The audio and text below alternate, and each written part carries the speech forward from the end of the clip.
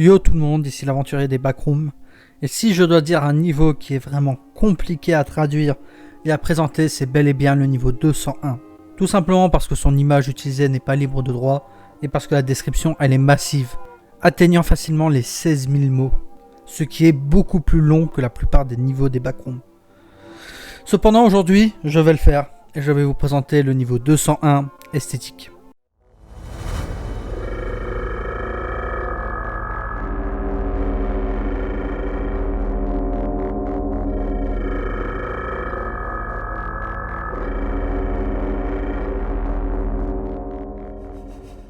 Le niveau 201 est le 202e niveau des backrooms, et il semble constitué d'un désert géant, avec un grand océan d'un côté et une ville lumineuse de l'autre.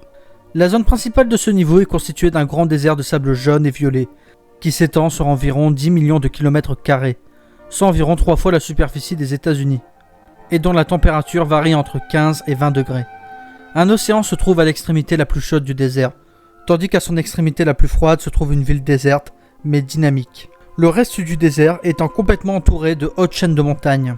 La raison de cette répartition constante de la température peut être liée à la position du soleil. Ce soleil possède une coloration orange et rose. Sa taille apparente dans le ciel est 6 fois plus grande que celle de notre soleil à nous. Il est également fragmenté de lignes droites et horizontales, et il est complètement figé sur le ciel, se plaçant toujours au-dessus de la ligne d'horizon de l'océan. Lorsqu'il est observé par la côte, le ciel représente une grande grille de lignes blanches qui s'étend sur tout le niveau, et sa coloration passe d'un orange vif près du soleil à un violet profond au-dessus de la ville. Un autre élément caractéristique de ce niveau est la musique de fond, qui est diffusée tout au long du niveau 201. La source de cette musique est totalement inconnue à ce jour, et son genre est très difficile à définir, car la musique semble être différente pour chaque vagabond, et ce même s'ils sont côte à côte. Une chose qui reste constante est la plupart des voyageurs affirment que la musique semble familière et nostalgique, et la comparent généralement à un amalgame de musique de salon et d'ascenseur, de smooth jazz et de R&B, mais ralenti et très remixé. Étant donné que les boussoles ne fonctionnent pas du tout dans ce niveau, la position du soleil observée depuis n'importe quel point du niveau sera utilisée comme point de référence pour déterminer des directions cardinales improvisées, afin de déterminer plus facilement la position des autres zones du niveau. Le désert froid est l'une des plus grandes zones du niveau 201, et celle qui est reliée à toutes les autres zones. Cette zone est parsemée de ruines et de temples, ainsi que de nombreuses formes géométriques flottantes. Les static ghosts sont également fréquents dans cette zone, bien qu'en raison de la taille du désert, il est rare de rencontrer l'une de ces entités. Les ruines susmentionnées consistent en des temples et des colonnes, des murs et des fondations gréco-romains à moitié enterrés, entièrement faits de marbre violet lisse et décorés de diverses statues, peintures murales et bustes rappelant cette époque.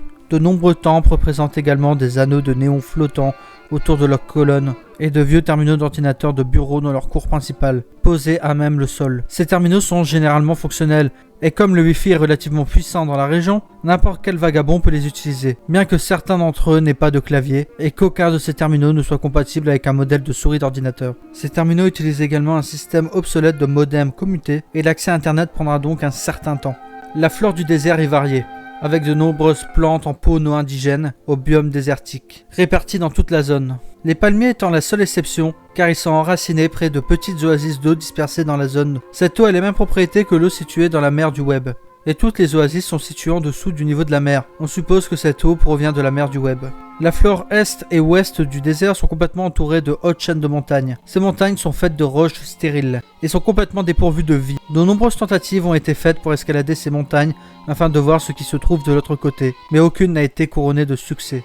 La côte du coucher du soleil est une plage qui est située au nord du désert froid, près de la mer du Web, où le soleil se couche toujours, d'où le nom de la côte. Cette zone comporte de nombreux palmiers alignés le long de la côte, et c'est la zone la plus chaude de tout le niveau. Le sable y est considérablement plus doux qu'ailleurs dans le désert, et les vagues de la mer sont toujours de faibles intensités et hauteurs. Quelques static ghosts peuvent également être vus ici, mais la plupart d'entre eux regardent le soleil, tandis que d'autres sont simplement longés sur le sable de la côte. L'eau de la mer et des oasis n'est pas potable, non pas parce qu'elle est toxique, mais parce qu'elle est presque totalement intangible et impossible à contenir dans quelque récipient que ce soit. Malgré cela, elle reste humide au toucher, comme de l'eau normale. En raison de son intangibilité, il est non seulement impossible de nager dans la mer, mais il est également possible de respirer sous l'eau. La mer du Web est le nom donné à l'ensemble de l'étendue d'eau qui entoure le désert froid au nord. Elle a été nommée ainsi en raison de son apparence vectorielle, composée de lignes disposées comme un filet, un peu comme le ciel du niveau. La mer n'a presque pas d'activité oscillatoire, et sa couleur est d'un bleu profond, mais elle se transforme parfois en un violet doux, bien qu'aucun modèle périodique n'ait encore été trouvé pour cette occurrence. En raison des propriétés de l'eau de ce niveau, il est possible d'entrer dans la mer à pied et d'explorer ses profondeurs. Bien que les static ghosts soient plutôt rares ici, on peut trouver des bancs de poissons binaires dans toute la mer. Ces entités prennent l'apparence de poissons squelettiques, mesurant jusqu'à 20 cm de long et ressemblant aux membres de la famille des Merlucidae, bien que beaucoup plus petits. Elles sont entièrement composées de chaînes de chiffres binaires et sont entourées d'une aura grise. Elles sont pour la plupart inoffensives, bien que lorsqu'elles sont affamées, elles attaqueront toute autre forme de vie aux alentours. Cependant, en raison du manque de d'autres formes de vie dans la mer, leur régime alimentaire se compose uniquement d'algues et très rarement de vagabonds.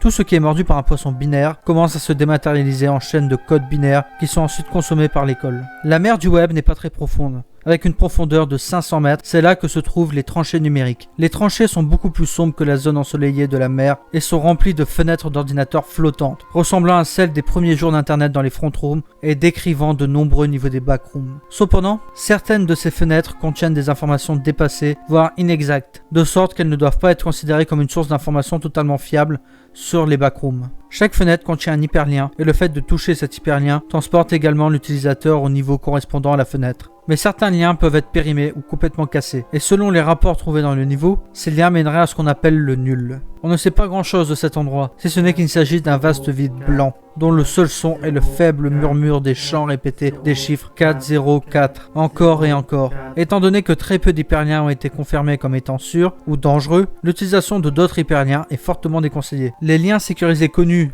correspond au niveau 1, au niveau 3, au niveau 4, au niveau 5, au niveau 7, au niveau 25, au niveau 31, au niveau 87. En ce qui concerne les liens brisés ou cassés, on peut y noter le niveau 0, le niveau 2, le niveau 6, le niveau 8, le niveau 17 et le niveau 58. Étant la zone sud du niveau, la plus éloignée du soleil, la ville des néons est la zone la plus froide du niveau. Elle est composée de nombreux bâtiments, dont des gratte-ciel, des hôtels et des centres commerciaux. Tous les bâtiments de cette ville ne sont pas entretenus par une entité ou un phénomène quelconque, mais ils montrent aucun signe d'abandon ou d'érosion et restent totalement intacts. Bien qu'il fasse constamment nuit dans la ville, elle est toujours vivante grâce à la grande quantité de lumière et de néons qui recouvrent les bâtiments. Malgré cela, on peut voir de nombreuses étoiles brillantes dans le ciel. De nombreuses enseignes aux néons font référence à des marques connues dans les front rooms, bien que la plupart d'entre elles fassent référence aux médias japonais. Apparemment, au hasard, la pluie peut se mettre à tomber dans cette zone, mais il n'y a pas de signe météorologique de son arrivée, et pour l'instant, il a été vérifié qu'elle ne peut pas durer plus de 15 minutes.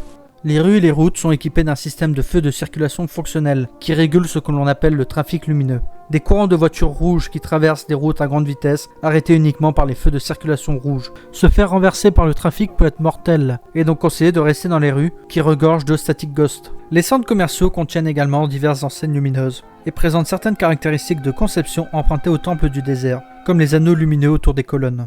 Ils ont au moins 2 étages, les sols sont généralement faits de carreaux de marbre et les toits sont faits de panneaux de verre. Alors que la plupart des magasins et des restaurants sont fermés et impossibles à pénétrer, les salles de jeu sont généralement ouvertes, ainsi que certains snack bars. Dans ces salles, la plupart des machines sont fonctionnelles, et tous les cabinets et flippers sont en mode jeu libre, ce qui signifie qu'il n'y a pas besoin de monnaie pour jouer. Certaines machines récompensent les vagabonds avec des jetons, qui ne sont utilisés que pour acheter des boissons et des snacks qui peuvent être consommés dans les nombreux distributeurs automatiques, décimés dans le bâtiment. Il y a aussi des fosses à balles dans les arcades, dans lesquelles on peut sauter sans danger. Il faut absolument éviter d'y aller. Aucun partygoer n'a encore été aperçu dans les salles de jeu ou dans l'ensemble du niveau 201. Les hôtels ressemblent plus au temple du désert qu'aux centres commerciaux, mais ils ont des piscines intérieures et restent très simples dans leur conception, avec seulement quelques palmiers en pot autour de leur hall et de leur couloir, quelques distributeurs automatiques et même quelques boutiques de cadeaux qui proposent divers articles, généralement des t-shirts, des casquettes et des pantoufles. Mais certains ont aussi des petites lampes et des sacs à dos. Comme personne ne surveille les boutiques, les articles peuvent être pris librement. Les hôtels sont également un peu plus dangereux, car certaines fenêtres peuvent être des entités, et il est donc conseillé de traverser les couloirs à fenêtres des hôtels avec prudence. De nombreux bâtiments, y compris les centres commerciaux et les hôtels, contiennent des téléviseurs, qui sont généralement éteints, mais qui peuvent facilement être allumés. Si l'un d'entre eux est allumé, l'image d'un autre niveau apparaîtra, mais très déformée par des parasites. Presque chaque chaîne affiche un niveau différent, bien que les niveaux présentés dans chaque chaîne ne sont pas uniformes dans toutes les télévisions de ce niveau, et certaines chaînes peuvent même montrer une carte de test multicolore. Le fait de no clip sur ces téléviseurs mènera toujours au niveau affiché. Également, le fait de no clip dans un canal sans signal mènera au nul. Malgré tout,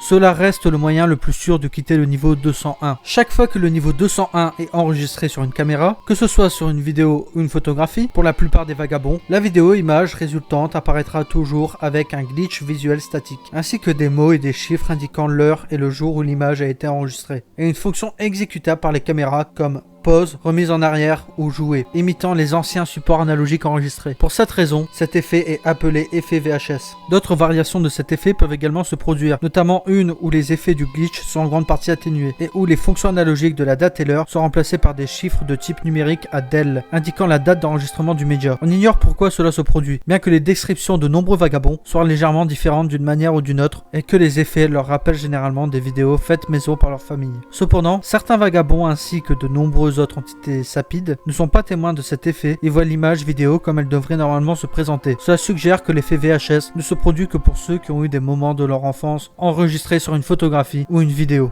Une propriété de la musique de fond qui n'avait pas été mentionnée auparavant est que si l'on s'arrête pour l'écouter, on commencera à ressentir une relaxation et un calme extrême. Cependant, il est fortement déconseillé de rester dans cet état trop longtemps car cela pourrait conduire l'auditeur à se déconnecter de son plan d'existence immédiat. Le turn out est le nom donné à ce phénomène lorsque le voyageur commence à s'accorder. Son corps ne sera plus couvert par un effet statique et, avec le temps, il sera de moins en moins affecté par des stimuli extérieurs, qu'ils soient physiques, visuels, auditifs ou autres. Si le vagabond dans cet état n'est pas interrompu dans sa transe, son propre corps deviendra intangible pour les autres êtres et il deviendra définitivement un static ghost. Il est donc fortement conseillé de voyager dans ce niveau en petits groupes et de toujours rester vigilant et concentré. La présence d'une source de bruit extérieure, comme un réveil, semble être un moyen relativement cohérent d'éviter de se déconnecter. Chaque static ghost, quelle que soit son espèce, semble être totalement inoffensif et non hostile et ne réagit jamais à la présence d'une autre entité, ni ne tente d'interagir avec elle. Il y a cependant eu le cas où des static ghosts ont interagi entre eux. Jusqu'à présent, ces interactions ne semblent consister qu'en des hochements de tête et des signes de la main, comme de brèves salutations. Comme indiqué plus haut, le moyen le plus sûr de quitter ce niveau est de trouver un poste de télévision dans la ville, de choisir une chaîne qui présente un niveau de destination souhaité et de no-clip.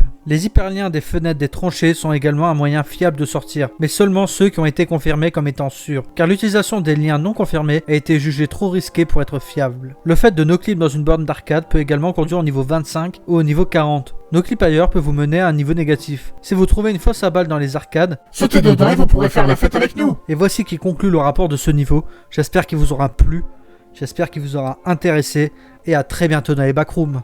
Bye.